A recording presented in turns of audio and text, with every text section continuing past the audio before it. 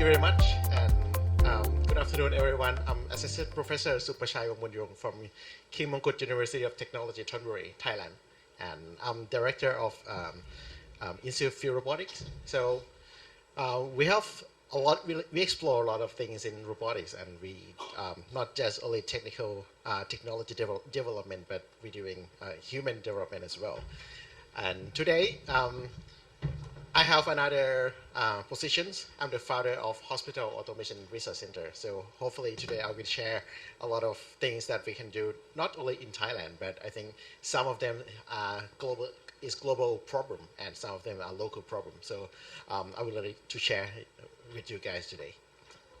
And today is about innovations to achieve higher productivities in robotics in healthcare. So firstly, if we're talking about robots, normally we separate into two types. The first one is industrial robots, and the second one is service robot. And for sure, the robotics in healthcare and hospitals will go to the second one, which are the service robots. And this is the market value of the service robot around the world. So this year is the market value reached 41 billion US dollar this year, and expect to come to around 84 billion dollars, almost doubles in 2028, and with a growth rate of 15.4%. That's why a lot of people jump into this market. And I have a look on the exhibition down there, and I see not I think maybe more than half of them are service robot already. Okay, and especially if you go to service robots, and one of the most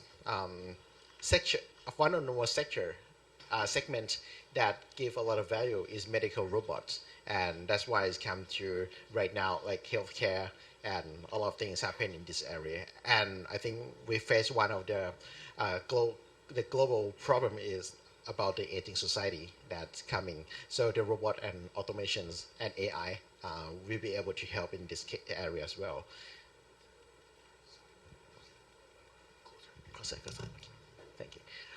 All right, and if we look into the global medical robot market, is in 2026 is expected to be around 28 billions. That you can see that more than 1/3 of the service robot come down to this medical robotics area. And this is very important and very interesting data that Asia Pacific we are the highest usage of medical and robots in this area.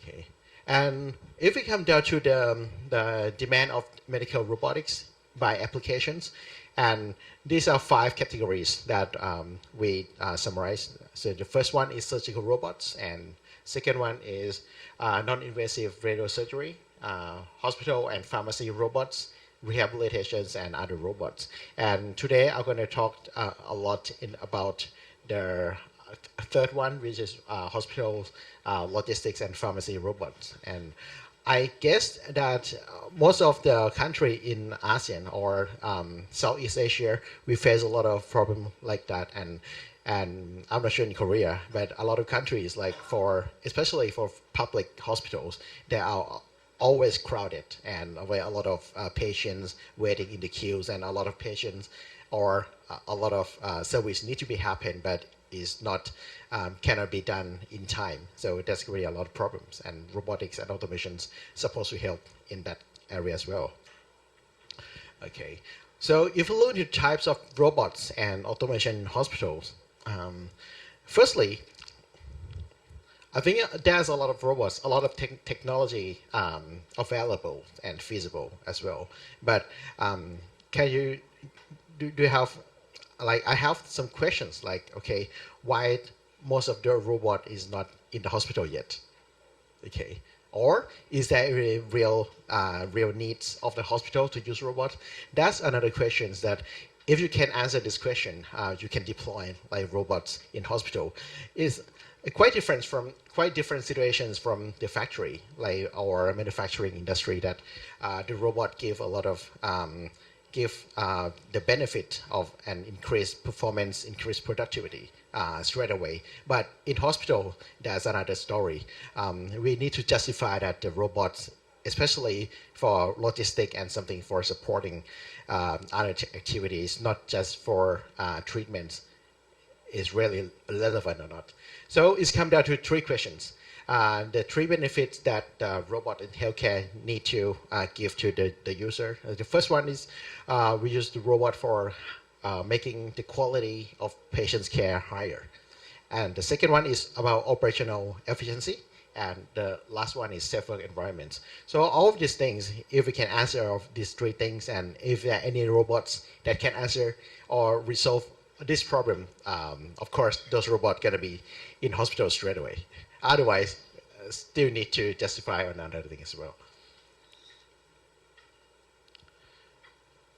Okay. Previously, if we go back to like a few years ago when the pandemic is around the world, and in that time, there's a lot of robot requirement that the robot become necessity in many hospitals. Like previously, if we talk, I went to hospitals so many times, talked to hospital executive, talked to doctors, talked to nurse, and they said, okay, the robot is okay. The robots in the hospital are okay, but we don't really need it. It's like it's okay, but compared to the big investment that they have to pay in, they still don't need it. Okay, but the thing changed when the pandemic comes, and that's why the robots is come to the one of necessity in the hospital. Okay, so basically, if you look back at the robot, what robots can do, we normally talk of 4D, right? The first one is the robot helps people for 4D, the dirty, danger, dear, and down. Dirty is dirty. If it's dirty, people don't want to do it, robot can do it for you. If something dangerous, like robot can take care of it than people. If it's something dear is mean expensive, so the robot can take out some tasks that normally is expensive, but the people cannot do it in a low cost, so robot can do it. And the last one is down, is mean some repetitive tasks that people don't want to do it anyway. So if the robots that can help can do in this four area, of course it will be in anyway. So in the COVID situations, the robots is actually take care of those four. For example, in Thailand, and I think also in Korea and a lot of countries as well, we have a lot of robots like to deploy in hospitals. For example, we can use the robots like AMR or autonomous mobile robots that get into the COVID patients ward and serve the pharmacy, serve their medicines, or even do telepresence that allow the doctor and nurse talk to the patients or inspect something remotely in this distancing way. So this kind of robot in COVID situations, they can really resolve the problem of the dangerous, like doctor don't want to get in, okay, dirty for sure, and I think these two reasons is good enough to get a robot in that system. So what we try to study, what we try to learn more is, okay, for normal situations, what kind of things that robots get in and that makes sense in hospital. Okay, so as I said, today I would like to share you about these two things. The first one is the intra-logistic in hospitals. The intra-logistics mean the logistics or transportations that happens inside the hospital. So we don't talk about the outside like transportation, but we talk about just inside. So what is the intra-logistic in hospital happen is normally about the transportation of stuff. The transportation of stuff, like if you go to hospitals, they transport food, surgical devices, even patients, some clothes, medicines, and also something like waste management and also like control drugs and something very high value and quite risky as well. So normally the intralogistic using more than 80% in the intralogistic activities has been done by people, all workforce. So right now, so another questions come out like, okay, if we want to change or if we want to replace some of 80% with the robot, what we are looking for. So the thing is because the pain point that we try to replace or we try to get robot to help in the hospital is the pain point is maybe the accuracy of of each activities or the workforce or and the safety and security reasons. So for example, if we have like control drug or regulated drug, very expensive and regulated as well, the accuracy is mean how we can get this drug from one place to another place accurately. Is mean get to the right people and get to the right place. Okay, so normally in this case, people can do it, but sometimes the drug itself is dangerous, like chemotherapy that is consists of like radiations things. So that will cause some consequence later. So in this case, robot can do it more accurate and more safety and more security as well. Okay. And so for sure, we can reduce the workforce. So the workforce, instead of doing logistics, they go to do something else. Some kind of is a pain point that the robot can help in this way. And so come to this one. I think one of the most feasible things to be transported by the robot is in the pharmacy, the medicine. Regulated medicine, something like that, is very high value, and the robot can do it perfectly. Okay, and the second one could be the surgical devices. Okay, can you imagine for the surgery, if you go to if you have the surgery, normally they put the surgical devices in a box, in a like stainless or aluminum box, and each box weighs something like 30 kilogram. So for each case, normally it takes like five to 7 to 10 boxes. It means usually someone need to carry 200 to 300 kilograms per case. So in this case, I don't think it's fun to carry by manually. So in this case, robot can help like very well. And so to doing that robot need to be in the clean room as well. Need to be able to comply with the standard of clean rooms and operation room as well. So that's going to be another challenge. Okay. All right. So this is some architecture that I think the modern hospital should have. So instead of right now, like most of the hospitals that not include the robots, they have like HIS or hospital information system that can take care of the data and information of the patients, of the service and everything together in one place. So instead of having just all of this, but if we want to include the machines, automation, robot, and also AI applications, you have to synergy to HIS as well. So normally we expect that to have not just only HIS, but you have dedicated robot management systems that go along the way with HIS. So in this way, the automations, robots, and the people can work together seamlessly.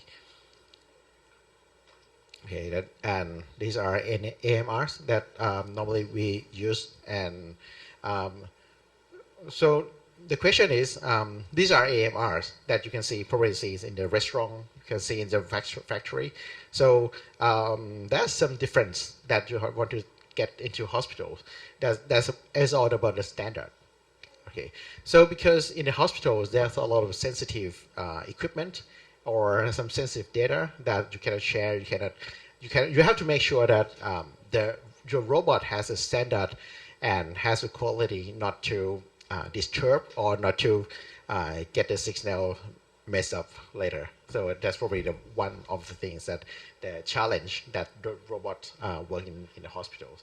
Okay, and this is some case that we do research and development, and um, we developed this robot, and work is in hospitals in Thailand. So this one we designed a robot in a way that they can equip with with variety of cards. So normally, if you go to the hospital, more than 4 type of cards that you see that in this robot is designed to adapt, to be able to adapt to convey all of those. All right, and some more common challenges here. And the first one is the area accessibility of the robot. Sometimes you have like the robot is very nice, can fully navigate automatically around the hospital, but something that there's so many places in the hospital that people can get in easily, but the robot can't. For example, if the hospital has multiple floors, which is normally is, right? Um, the robot needs to go into the elevator. We'll be able to use the elevator, and that's a challenging problem as well. Like how can a robot be in the elevator and connect using have sufficient signal to connect with it, to control it, to monitor it? That's one challenge. And some places like just enter this room, for example. If there's robot outside and want to enter this room, I think it's pretty challenging to open the door. And especially if you go to hospital, the doors are very heavy and big and heavy and so variety. So those kind of obstacles that we may see that is very easy for people, but robot are another story. Okay, so and the last one probably the integrating workflow with the normal workflow. So usually, if we put robots in the system, the existing system, we need to make sure that the robot will help, not be the burden. Okay, this means normally if we have the workflow, we have to study workflow of what is already done, what is normally doing in the hospital, and the robot may be able to fit in and not be the burden. That's very important thing. So if we can do all of these things, and I can assure you that robot will be successfully in the hospital. All right, so I think I'll go to the second one, which is pharmacy. Well, the pharmacy, I believe that all over the world there's all different systems. Like in Thailand, it's all different system. Like for example, in Thailand, we have pharmacy rooms right in the hospital.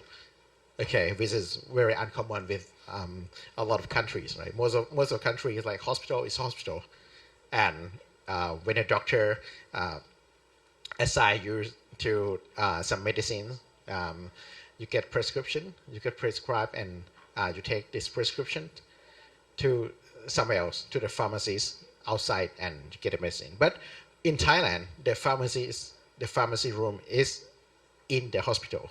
So that is the beginning of the messy story.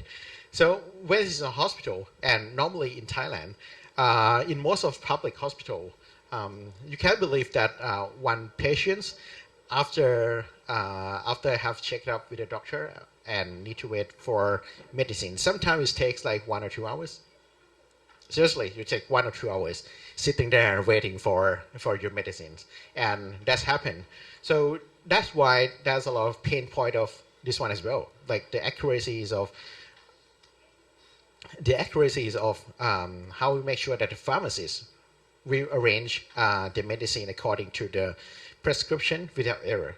So that's come to the most important problem in pharmacies for is medication error. So can you guess what percentage of the medication error happen around the world? You wouldn't believe that it's 30 to 40% that you'll be able to get the medicine wrong. Okay, 30 to 40%. But fortunately, like usually, there's a regulations that help preventing that percent like close to zero because of screening and a lot of way of checking. Okay, but anyway, it's 30 to 40% anyway. So using robot and automation, we try to make sure that the medication error can be decreased or close to zero. Okay, and that's the purpose of automation straight away, right? So normally we can think of the pharmacy room is like this. This is quite pretty much the same as a factory, as a warehouse, like big warehouse with small items. So normally, if we want to implement the robotics pharmacies or pharmacy automations, we look at it like ASRS or the smart warehouse with a lot of small items.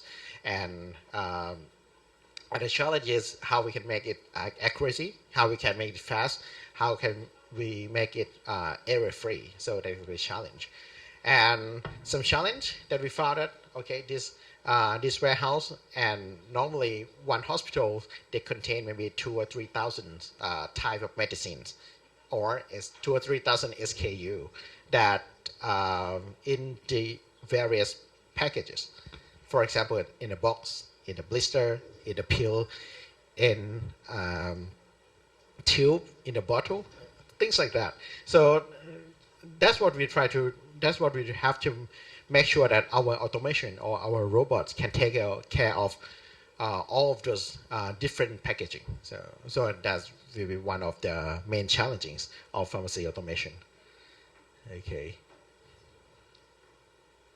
All right, and these are some pharmacy automations that we have developed, and some of them we can find in from the multinational company as well. Okay.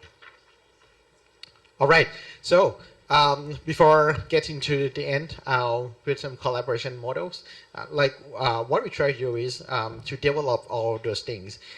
We cannot just only go for the industrial side and create all of this, but we normally take care of many parties to get the idea and get to test together. So normally we take care of this idea with the collaboration between educations, like university, research, and industry all together. So it's not just about the hospital and healthcare robotics, but we are also using these models to collaborate in another field of industry as well.